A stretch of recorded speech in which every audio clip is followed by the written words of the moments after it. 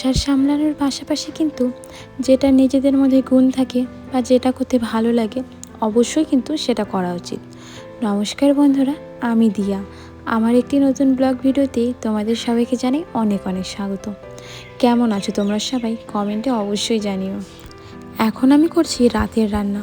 এদিকে ভাত বসিয়ে দিয়েছি, ভাতটা কিন্তু প্রায় হয়ে এসেছে।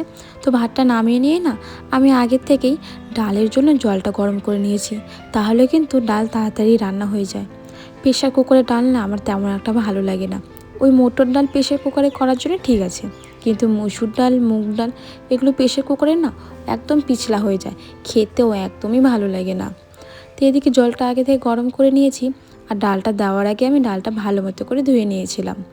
আর ডাল না একটু ঝাল ঝাল হলে ভালো লাগে, তো বেশ কিছুটা কাঁচা লঙ্কা চিড়ে দিয়েছি। মসুর ডালের সাথে করব পাঁপড় ভাজা, তার সাথে করব শুটকি মাছ বাটা। তো শুটকি মাছ বাটার জন্য আমি এখানে নিয়ে নিয়েছি পেঁয়াজ, রসুন আর বেশি করে কাঁচা লঙ্কা, কারণ ঝাল ঝাল না হলে কিন্তু বাটার জিনিসটা একদমই ভালো লাগে না। তো এখানে চিংড়ি মাছ আছে, চিংড়ি শুটকি, এটা বাটা করব। তো প্রথমে না কড়াইয়ে বেশ কিছুটা তেল দিয়েছি।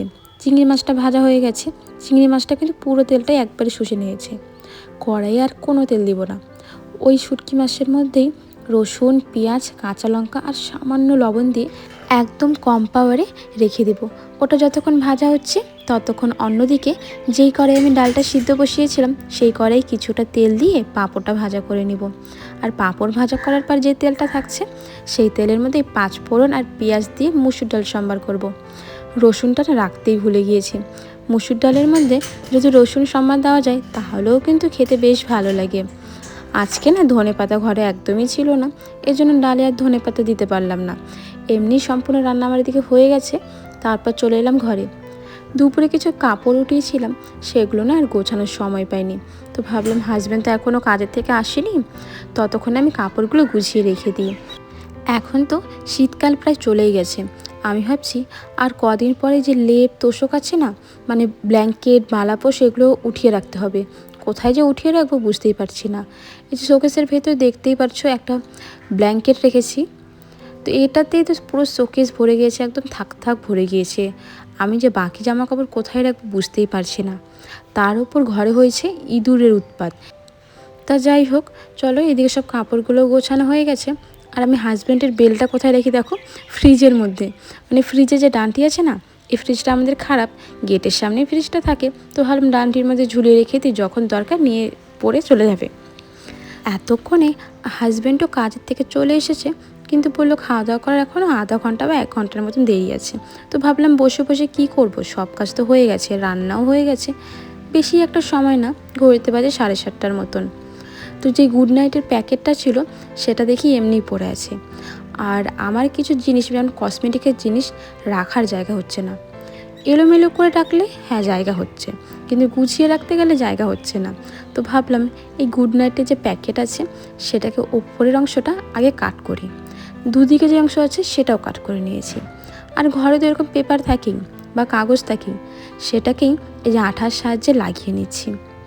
আমি না কোনো ডিজাইন করতে পারি না, বা আমার কাছে বা কোনো কালার পেন্সিলও নেই যেটা দিয়ে এর উপর ডিজাইন করব।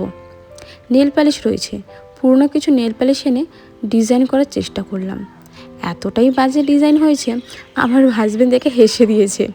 তো কী আর করার, যেটা পারি না সেটা আর কী করব, কোনো রকমভাবে ডিজাইনটা করেছি।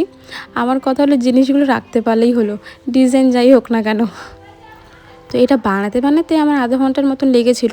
মানে বানাতে বেশি একটা সময় লাগে না, শুধু কাটকুট করে লাগিয়ে নাও। আমি বসে বসে একটু মোবাইল চালাচ্ছিলাম আর ধীরে ধীরে বানাচ্ছিলাম।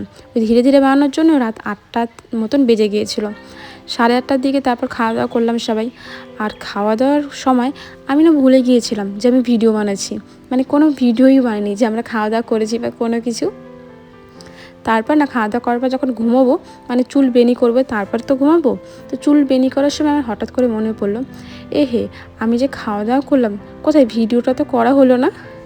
যেহেতু বেশিরভাগ ভিডিও দিনের বেলা বানাই, এই জন্য রাতের বেলা ভিডিও বানালে আর মনে থাকে না, কিছু কিছু ক্লিপ নিতেই ভুলে যাই। এদিকে দেখো, যেটা আমি বানিয়েছিলাম ডিজাইনিং, কি বলবো, বক্স নাকি অন্য কিছু, সেটা কিন্তু আমার পুরোপুরিভাবে বানানো হয়ে গেছে। তো যেটা বানিয়েছি তার মধ্যে রাখলাম আমি গার্ডার, আর আগের যেটা কৌটো ছিল মিষ্টির কৌটো, তার মধ্যে রাখলাম ক্লিপ। চলো বন্ধুরা, আজকের জন্য এতটাই। তোমাদের সাথে দেখা হবে নতুন ভিডিওতে। তোমরা সবাই ভালো থেকো, সুস্থ থেকো। সবাইকে টাটা।